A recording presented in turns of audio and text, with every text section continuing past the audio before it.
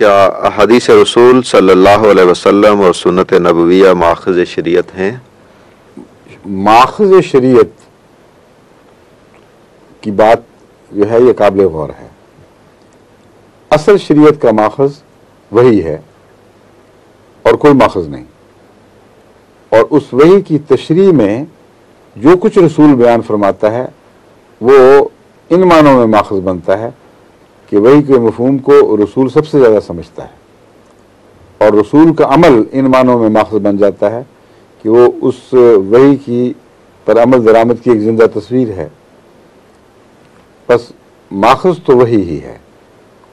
اس وحی کی تائید میں، اس کی تشریح میں جو شخص اپنے آپ کو اس کے دائرے کے اندر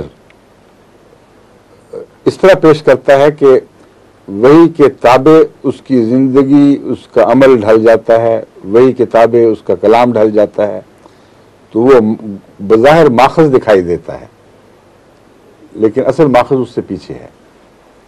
جیسے غالب نے کہا ہے کہ ہے پرے سرحد ادراک سے اپنا مسجود، قبلہ کو اہل نظر قبلہ نما کہتے ہیں۔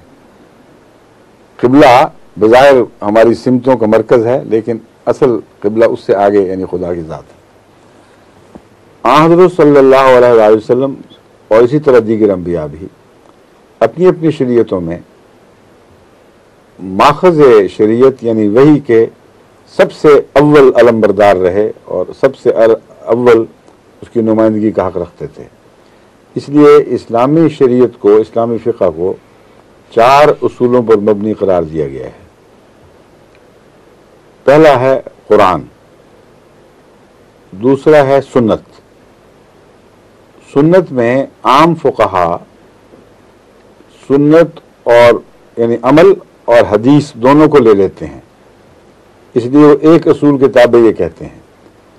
اور تیسرا جو اصل ہے اس میں یعنی یوں بنے گا کہ قرآن، عمل رسول، کلام رسول، یہ دو کو ایک بعض لوگ ایک شاخ کے طور پر گنتے ہیں۔ تیسرا وہ اجماع کہتے ہیں، یعنی تمام امت کا کسی ایک مسئلے پر 100% اتفاق ہو جائے اس کو اجماع کہتے ہیں۔ اور چوتھا قیاس کہتے ہیں کہ قیاس سے مراد یہ ہے کہ جب ان تینوں کا فقدان ہو تو اپنے مزاج سے جو ان تینوں کی مطابق میں ڈھلا ہے، ایک انسان قرآن پر عمل کرتا رہا ہے، سنت پر، حدیث پر، اجماع کو عزت کی نظر سے دیکھتا ہے، اس کا ایک طبی نیک مزاج بن جاتا ہے۔ اگر کوئی حوالہ ایسا نظر نہ آئے تو پھر وہ استنباط کرے، اس کو اجتہاد کہتے ہیں۔